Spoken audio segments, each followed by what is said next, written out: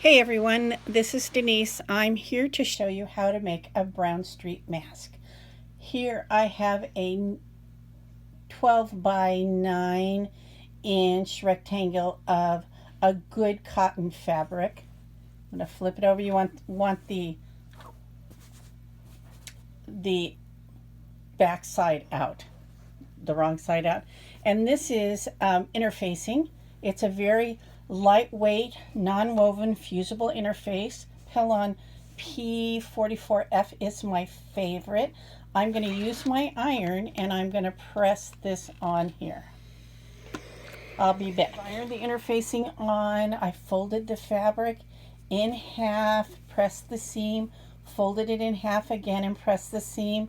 This is only important in adult masks. You want this corner because that's where you're going to put the center of the vegetable ties for the nose wire. My sewing machine, obviously. I have my vegetable ties. Here's that corner we created with the double fold. I'm going to line up my two vegetable ties and I want them about an 1/8 inch from the center seam.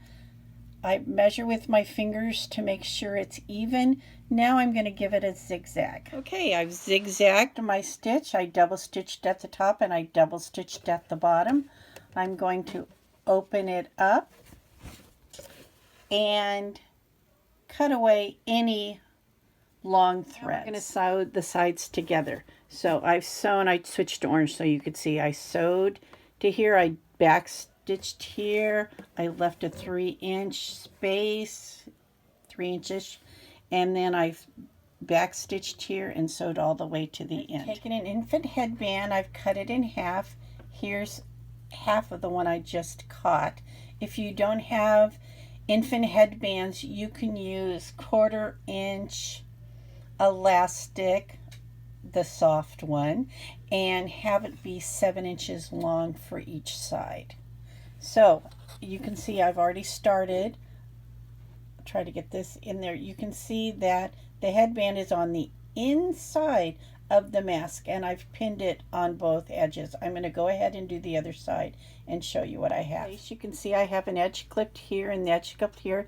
You can clearly see that the headband is on right now the inside of the mask. I'm going to do a 1/4 inch seam on both sides. I'll show you when I'm done. I have sewn the seams. I do a double seam where the ear tie is all the way down, and you can see I did a double seam down here as well.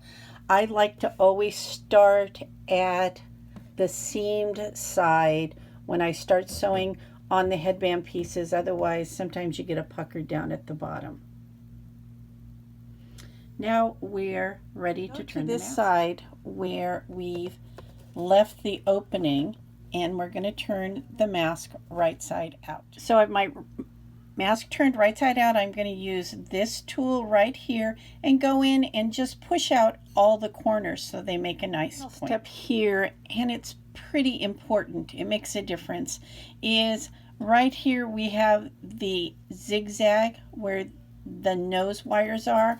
I use my finger and I really straighten that out so that it's nice and flat. Sometimes it gets a little curly when you turn it right side out. All right, we're off to the ironing. I like to start with the zigzag side at the top and in the back.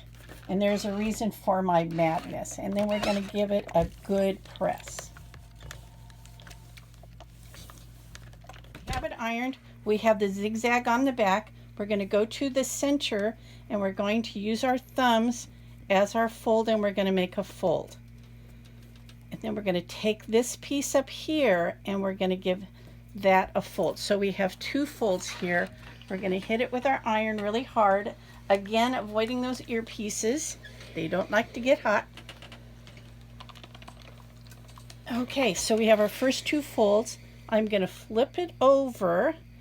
Now I've got the zigzag on the bottom, which is where I want it, and I'm going to make just another one. Usually I just fold it up to the first fold, and then I hit it with an iron. You want to really get in those sides. The easier, the flatter the sides are, the easier it is going to be to sew.